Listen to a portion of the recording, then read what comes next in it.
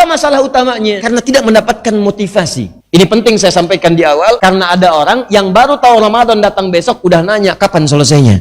Bismillahirrahmanirrahim. Alhamdulillah, salatu wassalamu ala rasulillah wa ala alihi wa sahbihi wa man wala wa ba'd. Seperti telah kita bahas, bahwa di hari Senin, di bulan Sya'ban, di tahun kedua Hijrah, saat sebelumnya banyak khususnya orang-orang Yahudi mengolok-olok Nabi dan pengikutnya karena tidak memiliki syariat-syariat kecuali menurut tuduhan mereka hanya mengikuti orang-orang Yahudi saja, baik itu dalam salatnya menghadap ke Baitul Maqdis di Palestina ataupun dalam puasanya mengikuti orang-orang Yahudi dan berpuasa di puasa Asyura itu. Maka Allah kemudian memberikan penjelasan dan menjawab semua tuduhan itu dan menurunkan ayat-ayat Al-Quran. Tentang solat diturunkan Quran surah kedua Al-Baqarah ayat 144 yang memerintahkan umat Islam pada saat itu untuk menghadap ke arah yang lebih mulia dibandingkan dengan Baitul Maqdis di Palestina. Baitul Maqdis mulia, tempat-tempat lain mulia, tapi ada satu tempat yang awal dibangunkan untuk manusia yang kemuliaannya melebihi tempat-tempat lainnya. Jika Anda datang ke sana, kata Allah, akan ada ketenangan, keamanan di dalam jiwa. Jika Anda hadir di sana, maka status Anda aman, dosa-dosa bisa diampuni, kemuliaan bisa didapatkan. Itulah kemudian Makkah Al-Mukarramah, kotanya, dan Ka'bah yang terletak di dalamnya. Turunlah Quran surah ketiga Ali Imran ayat 96 sampai dengan ayat 97 menunjukkan keutamaan Ka'bah dan Makkah di dalamnya. Terkait dengan olok-olok puasa itu, seperti pernah kita bahas, diturunkan pula kemudian di bulan Sya'ban di tahun kedua Hijrah di hari Senin, Quran surah kedua Al-Baqarah ayat 183. Kita sudah bahas ayat ini. Allah menyampaikan, ya ayyuhalladzina amanu, hei orang-orang yang telah menyatakan dirinya beriman kepada Allah, baik imannya mungkin kuat sehingga merasa dekat dengan Allah, atau imannya standar sehingga menengah saja hubungannya dengan Allah, atau imannya terasa lemah sehingga hubungannya pun jauh dari Allah. Salatnya jarang, puasa juga bahkan jarang, zakat bahkan tidak ditunaikan, ya, malas mendekat kepada Allah. Kata Allah, saya akan berikan kepada engkau informasi tentang kewajiban dalam ibadah yang kalau engkau tunaikan ibadah ini, maka semua akan diberikan kesempatan yang sama. Iman yang kuat akan semakin lebih kuat lagi, yang menengah semakin dekat dengan Allah, bahkan yang jauh lemah imannya akan didekatkan oleh Allah Subhanahu wa taala. Maka diberikan kesempatan yang sama, dipanggil dengan huruf ya, semua mencakup pada tiga kategori tadi. Maka Allah katakan, hei saya ingatkan ya, hei saya kuatkan ya, ayyuha alladzina amanu, orang-orang beriman tanpa kecuali, kutiba alaikumussyam, mulai detik ini akan diwajibkan bagi kalian menunaikan ibadah puasa. Ingat kalimatnya as-syam, kutiba alaikumussyam, mulai saat ini diwajibkan bagi kalian menunaikan ibadah puasa, ya, kama kutiba 'alal ladzina min qablikum la'allakum tattaqun. Ya, diwajibkan bagi kalian menunaikan ibadah puasa dengan ketentuan tertentu, aturan tertentu, punya keistimewaan yang tidak sama dengan waktu-waktu sebelumnya, punya kemuliaan yang tak terlukiskan. Orang-orang dulu pernah diberikan ibadah puasa, tapi yang ini istimewa. La'allakum tattaqun, kalau kalian sungguh-sungguh serius menjalani puasa ini, maka kalian berpotensi mendapatkan derajat takwa. Satu, dengan takwa itu kalian bisa bahagia. Wattaqullaha la'allakum tuflihun, Al-Baqarah 189. Dua, dengan takwa itu kalian mudah mendapatkan pengetahuan. Wattaqullaha yu'allimukumullah, Quran surah kedua ayat 282 di akhir ayatnya. Wattaqullaha wa yu'allimukumullah. Tiga, dengan takwa itu hidup kalian akan dijamin mudah, rizki kalian akan berlimpah. Wa may yattaqillaha yaj'al lahu makhraja wa yarzuqhu min haitsu la yahtasib. Quran surah ke-65 di akhir ayat kedua, di awal ayat ketiga. Bahkan dengan takwa itu, saya jamin kata Allah, kalian akan mendapatkan anugerah surga yang saya siapkan bahkan seluas langit dan bumi. Wasari'u ila maghfiratin min rabbikum wa jannatin 'arduha as-samawati wal ardu u'iddat lil muttaqin. Segera kalian berevaluasi diri, segera kalian merenungkan, kalian mesti punya cita-cita kalau pulang nanti ke akhirat, kalian mendapatkan tempat di surga. Kata Allah, saya siapkan satu tempat di surga seluas langit dan bumi. Surganya untuk orang-orang takwa saja. Jadi ketika Allah meminta kita menunaikan puasa supaya serius ditunaikan untuk mendapatkan derajat takwa, tujuan utamanya bukan sekedar takwanya, tapi dengan takwa itu akan mengantarkan pada kemudahan hidup, kenyamanan hidup, rizki yang melimpah, bahagia, bahkan penambahan pengetahuan, dan puncaknya surga yang kita dambakan itu. Lalu orang-orang mulai bertanya, ya Rasulullah, kalau kami mesti mulai nanti puasanya, yang diwajibkan itu berapa lama puasanya?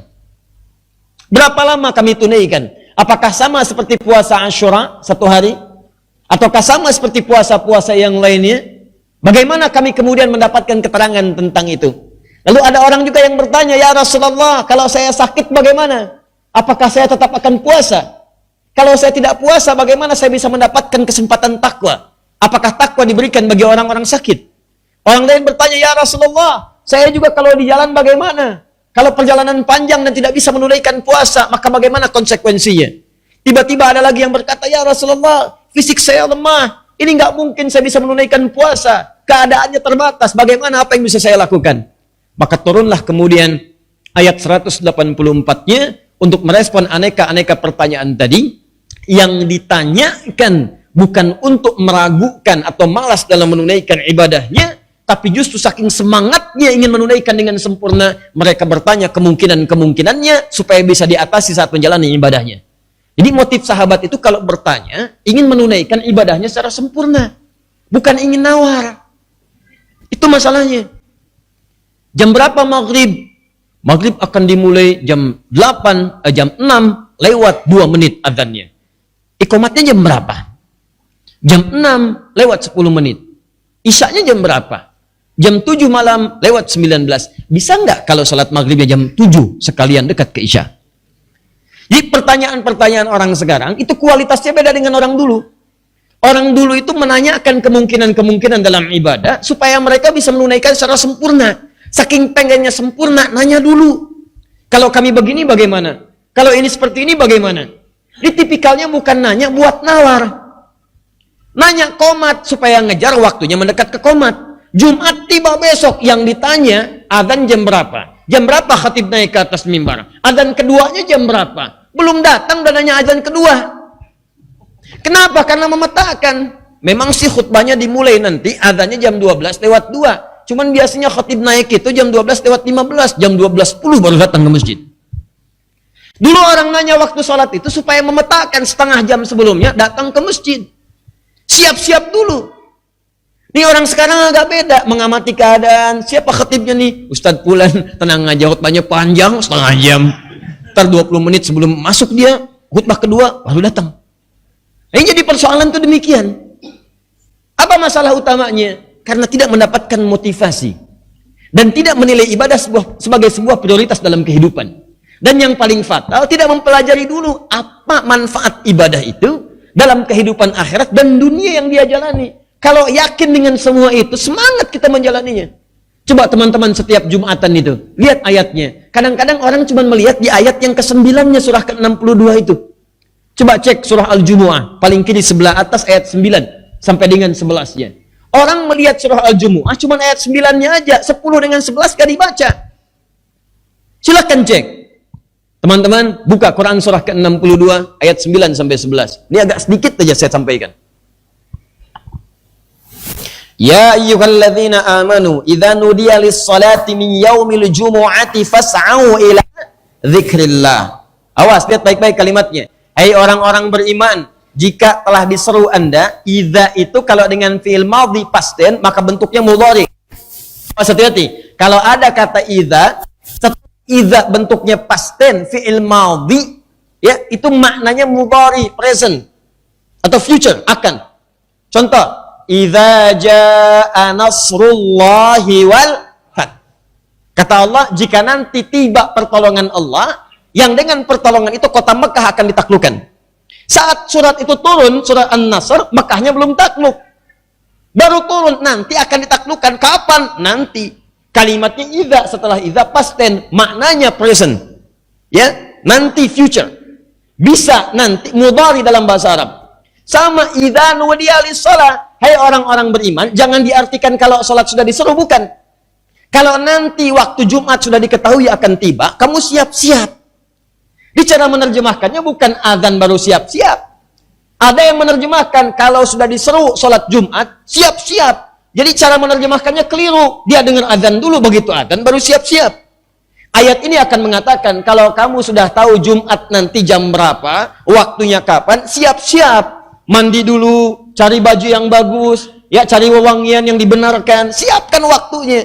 Apa yang penting di situ? Ayat rahasianya ayat 10 dan 11-nya.